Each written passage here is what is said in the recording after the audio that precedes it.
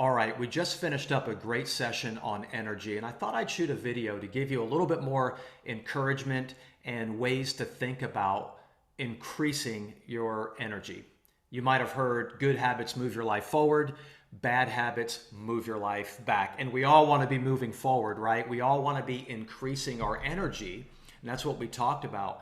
So maybe ask yourself this: what habits do I need to begin right now? And what habits do I need to stop right now? All right, what habits will serve you really well and what habits aren't serving you and your energy really well? I want you to think about it like this. In 2000, actually it's the 2000 Olympics were hosted in Sydney, Australia.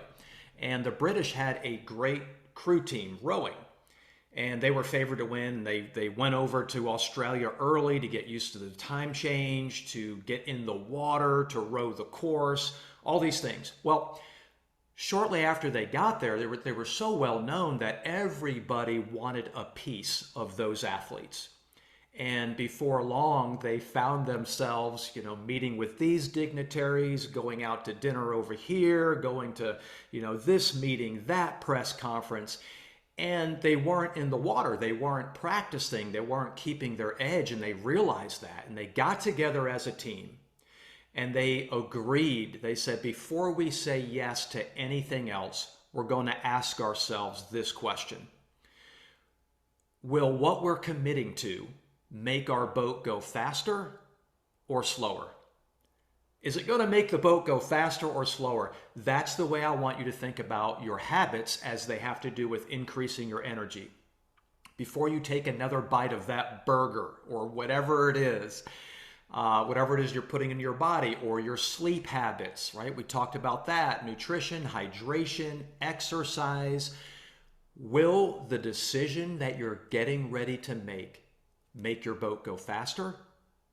Is it going to advance your life in the direction you want it to go, or is it going to make you go backwards or make the boat stand still? I want you to ask yourself that question. I mean, you heard my story a little bit about how I used to think about nutrition, and I needed to have a psychological change in order for better nutrition habits to stick in my life. I went from, I'm a workout nut. And my thoughts on food were this originally: I can eat anything I want and just go work it off.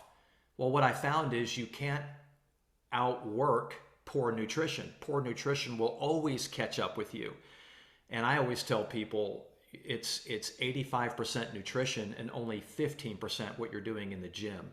So nutrition, nutrition, nutrition. And so I couldn't, and I don't want you to think about, well, because I ran today or because I worked out today, I could just eat whatever I want. That's not serving you. You're wrecking your body, your joints, and inflammation, and the longevity and the energy that you want in life. Think about food, hydration as fuel in your body. The better you fuel yourself, the more energized, the more vitality, vibrancy, enthusiasm you're going to have. And the more energy you have, the more you're able to serve people, the more people you can serve, and then that affects every area of your life. So I shifted from eating whatever I wanted just because I exercised to I want to eat to perform better in the gym. And that took me to being in a prison. I was weighing, I was measuring, I was very strict on myself because I just want to perform better in the gym. And that drove me nuts. And finally, I'm like, wait a minute, what do I really want in life? What am I going after here? That's a question I want you to ask yourself. As a matter of fact, our next session is going to be on clarity. And high performers always do the work of gaining clarity. And this is a clarity question. Okay, what do I value most? What do I really want out of life? And how can my nutrition, my exercise, my hydration, my sleep habits move the boat faster in that direction and help me be more consistent in what I'm putting into my body? Here's where I landed. I thought about my loved ones.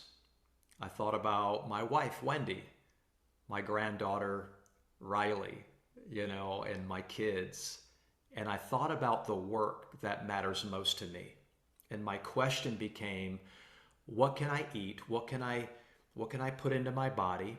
What kind of sleep habits can I develop that will give me the most amount of energy to show up in extraordinary ways for the people I love the most and for the work that matters most? Once I took the focus off of myself, how I perform in the gym, eating whatever I want because I work out, and I put the focus on others, how can I love well? How can I show up well for these people and for the work that matters most?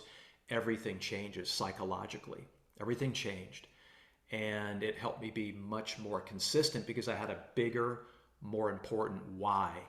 But it came from the clarity I got with, hey, what am I after here? What am I valuing the most? And how do I get the boat moving in that direction? So I hope that's a help to you. I sent you an email on your energy checklist. So check your inbox on that. And basically on this, you'll see the 3 columns right here. All I want you to do is read through the columns. You don't have to do everything on this checklist to change your energy.